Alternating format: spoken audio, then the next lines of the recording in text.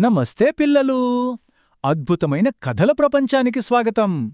ఈరోజు మనం మాయాజాలం, ఎంతో ధైర్యం, అన్నింటికి మించి చెడుమీద మంచి ఎలా గెలిచింది అనే ఒక గొప్ప కథను చెప్పుకోబోతున్నాం. అదే ధర్మ విజయం, కంసుని పతనం. ఈ కథలో ఎన్నో ఆసక్తికరమైన విషయాలున్నాయి. ఇంకెందుకు ఆలస్యం, వెంటనే ఆ అద్భుతమైన కథలోకి వెళ్ళిపోదామా? ఒక్కసారి ఆలోచించండి. ఎవ్వరి మాట వినకుండా అందర్నీ భయపెట్టే ఒక క్రూరమైన రాజుని ఎవరైనా ఆపగలరా? చాలా కాలం క్రితం మథుర అనే రాజ్యాన్ని కంసుడు అనే రాజు పరిపాలిస్తుండేవాడు. అతడు మామూలు కోపిష్టి కాదు, చాలా భయంకరుడు. ఎవరైనా సరే తన మాట వినాల్సిందే, లేదంటే అంతే సంగతులు. ఆ ఊరి ప్రజలందరూ పాపం భయంతో వణికిపోతూ, ఈ రాక్షసుడి బారినుంచి మమ్మల్ని కాపాడే వీరుడు ఎవరైనా వస్తారా అని ఎంతో ఆశగా ఎదురుచూసేవాళ్లు. అయితే కంసుడికి దేవకి అనే సొంత చెల్లెలుంది. ఆమె వివాహం వసుదేవుడితో చాలా వైభవంగా జరుగుతోంది. కంసుడు ఎంతో సంతోషంగా తన చెల్లెలి రథం నడుపుతున్నాడు. అంతా ఆనందంగా ఉన్న ఆ సమయంలో అకస్మాత్తుగా ఆకాశం పగిలేలా ఒక పెద్ద స్వరం, దాన్నే మనం ఆకాశవాణి అంటాం. ఓ కంసా, నీ సోదరి దేవకి కడుపున పుట్టే 8వ కుమారుడే నిన్ను అంతం చేస్తాడు అని గట్టిగా హెచ్చరించింది. ఆ మాటలు వినగానే కంసుడి గుండె ఆగినంత పనైంది.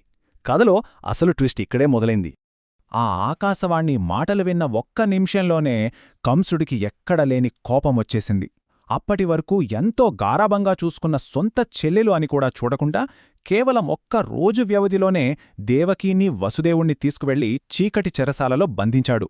ఆకాశవాణి చెప్పిన 8వ బిడ్డ పుట్టే వరకు కూడా ఆగకుండా పుట్టిన ప్రతి పసిబిడ్డను వాళ్లకి దూరం చేస్తూ వచ్చాడు. అలా 8 సంవత్సరాల పాటు వాళ్ళా చీకటి గదిలోనే ఏడుస్తూ గడిపారు. కాని ఆ సుదీర్ఘ నిరీక్షణ తర్వాత ఆ చీకటిని పారద్రోలుతూ ఒక ఆశాకిరణంలా మన చిన్ని కృష్ణుడు జన్మించాడు. ఇప్పుడు మనం 2 వేర్వేరు ప్రదేశాలని ఊహించుకుందాం. ఒకవైపు కంసుడి ఏలుబడిలో ఉన్న మథుర చెరసాల. అక్కడంతా చీకటి, భయం, ఎప్పుడూ కన్నీళ్లే. మరోవైపు నందగోపుడి ఊరు, అదే గోకులం. అది పచ్చని చెట్లతో, లేగదూడలతో ఎంతో ప్రశాంతంగా, సురక్షితంగా ఉండే ఒక అందమైన పల్లెటూరు. ఆ పసివాడైన కృష్ణుడు ఎలాంటి ఆపదా లేకుండా ఆరోగ్యంగా పెరగడానికి ఈ గోకులమే సరైన ప్రదేశమని తండ్రి వసుదేవుడికి అర్థమైంది. మరి ఆ బుజ్జి కృష్ణుడిని గోకులం ఎలా చేర్చాలి? ఇక్కడే వసుదేవుడు ఒక పెద్ద సాహసం చేశాడు. అర్ధరాత్రి సమయం, అందరూ గాఢనిద్రలో ఉన్నారు. ఆ చిమ్మ చీకటిలో వసుదేవుడు ఒక చిన్న బుట్టలో కృష్ణుడిని పెట్టుకుని చెరసాల నుండి మెల్లగా బయల్దేరాడు. బయట చూస్తే ఉరుములు, మెరుపులు, దట్టమైన వర్షం, దానికి తోడు ఉప్పొంగుతున్న నది. అయినా సరే తను వెనక్కి తగ్గలేదు. ప్రాణాలకు తెగించి ఆ రాత్రికి రాత్రే ఆ బిడ్డను గోకులంలో నందగోపుడి ఇంట సురక్షితంలో వదిలివచ్చాడు. తన బిడ్డను కాపాడుకోవడానికి ఆ తండ్రి చేసిన సాహసం ఎంత గొప్పదో గదా! అలా గోకులం చేరిన మన కృష్ణుడు అందరి గారాబంతో, ఆవులతో ఆడుకుంటూ ఎంతో ఉల్లాసంగా పెరిగాడు.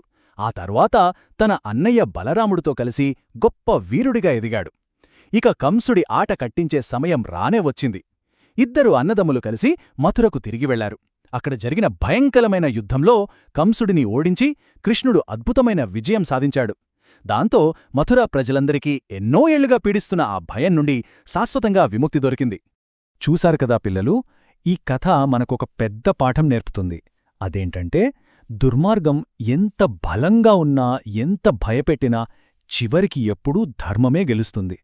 కంసుడు పెద్ద రాజు కావచ్చు, అతనికి పెద్ద సైన్యముండొచ్చు, కాని ఒక చిన్న బాలుడి రూపంలో వచ్చిన ధర్మం ముందు అతడు ఓడిపోయాడు.